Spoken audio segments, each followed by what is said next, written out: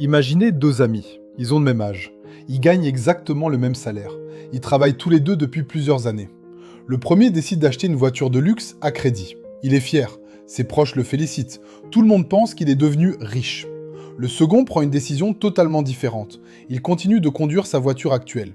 Au lieu d'acheter un nouveau véhicule, il commence progressivement à investir une partie de son argent dans des actifs. 10 ans plus tard, le premier possède une voiture qui vaut beaucoup moins qu'au moment de son achat. Le second possède plusieurs investissements qui continuent de produire de la valeur. Pourtant, ils avaient exactement le même salaire. Alors une question se pose. Pourquoi certaines personnes deviennent-elles de plus en plus riches alors que d'autres travaillent tout aussi dur sans réussir à construire un patrimoine? La réponse tient souvent dans une idée très simple. La différence entre un actif et une dette. C'est une notion qui paraît banale, mais elle peut complètement changer votre avenir financier. Aujourd'hui, nous allons découvrir pourquoi les personnes qui construisent leur richesse cherchent constamment à acheter des actifs pendant que beaucoup d'autres accumulent sans le savoir des dettes qui les appauvrissent. Bienvenue sur Finance Vision. Chapitre 1. Qu'est-ce qu'un actif ? Le mot « actif » est souvent utilisé dans les livres de finance. Pourtant, beaucoup de personnes ne savent pas réellement ce qu'il signifie. Un actif est un élément qui a le potentiel de produire de la valeur au fil du temps. Il peut générer des revenus, prendre de la valeur ou contribuer à construire votre patrimoine. L'idée essentielle n'est pas de retenir une définition compliquée. L'idée est de comprendre une question très simple. Lorsque vous achetez quelque chose, est-ce que cet achat améliore progressivement votre situation financière ou est-ce qu'il vous coûte de plus en plus d'argent ? Cette question paraît simple, mais elle change complètement votre manière de dépenser. Les investisseurs expérimentés se posent presque toujours cette question avant un achat important. Parce qu'ils savent qu'une bonne décision répétée plusieurs centaines de fois peut transformer une vie entière. Chapitre 2. Pourquoi la majorité achète des dettes sans le savoir. Voici une scène que l'on voit tous les jours. Une personne reçoit son salaire. Quelques jours plus tard, elle achète un téléphone très haut de gamme. Puis une voiture plus chère. Ensuite, des vêtements de marque. Puis, elle change de télévision. Elle a l'impression que son niveau de vie progresse. Et c'est vrai. Mais son patrimoine, lui, ne progresse pas forcément. Pourquoi ? Parce que beaucoup de ces achats perdent de la valeur avec le temps. Pire encore, ils entraînent parfois de nouvelles dépenses. Assurance, entretien, réparation, abonnement, crédit. Au final, l'objet acheté continue de coûter de l'argent pendant plusieurs années. C'est précisément ce mécanisme qui empêche beaucoup de personnes de construire un patrimoine. Elles utilisent presque tout leur salaire pour acheter des biens qui se déprécient. Pendant ce temps, les personnes qui construisent leur richesse utilisent une partie de leurs revenus pour acquérir progressivement des actifs capables de produire de nouveaux revenus. Cette différence paraît invisible au début, mais après plusieurs années, elle devient immense. Chapitre 3. Les actifs que les riches achètent en priorité. Maintenant que nous avons compris ce qu'est un actif, une autre question apparaît.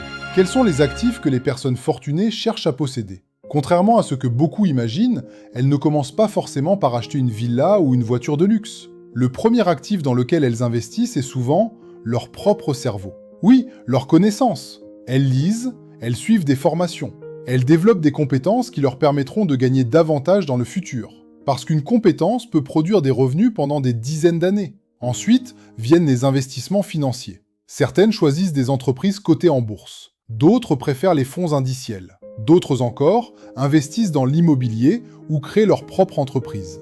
Le point commun n'est pas le type d'investissement. Le point commun est que ces actifs ont le potentiel de produire de nouveaux revenus ou de prendre de la valeur avec le temps.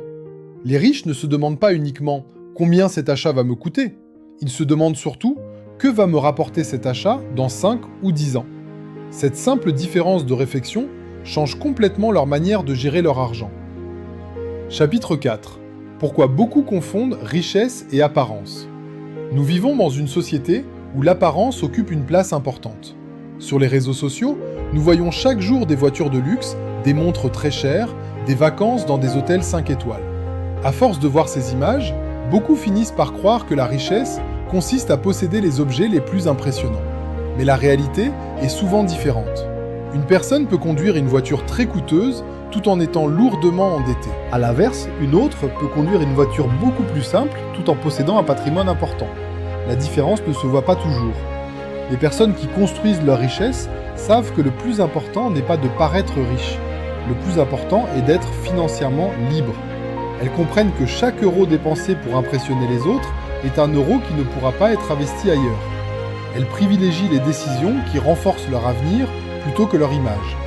C'est une façon de penser qui demande parfois de la patience, mais qui produit souvent des résultats bien plus durables.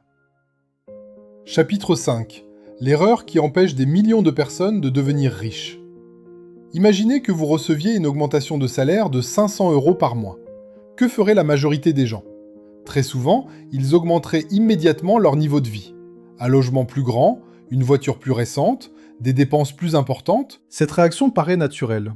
Pourtant, c'est souvent à ce moment que beaucoup perdent une formidable opportunité. Au lieu d'utiliser cette augmentation pour construire de nouveaux actifs, ils l'utilisent pour financer de nouvelles dépenses. Résultat, quelques mois plus tard, ils gagnent davantage, mais ils n'ont toujours aucune épargne supplémentaire, aucun investissement, aucun patrimoine. Leur niveau de vie a augmenté, mais leur richesse, elle, est restée pratiquement identique. Les personnes qui réussissent financièrement essaient souvent de faire exactement l'inverse. Lorsqu'elles gagnent davantage, elles augmentent d'abord leurs investissements, puis, seulement ensuite, elles améliorent progressivement leur niveau de vie. Cette discipline paraît difficile, mais répétée pendant plusieurs années, elle peut produire des résultats extraordinaires. Chapitre 6. Comment commencer à acheter des actifs, même avec un petit salaire? À ce stade, vous vous dites peut-être « c'est intéressant, mais je ne gagne pas assez pour acheter des actifs ». C'est une réaction normale. Pourtant, la plupart des personnes qui possèdent aujourd'hui un patrimoine important n'ont pas commencé avec des millions d'euros. Elles ont commencé avec ce qu'elles avaient.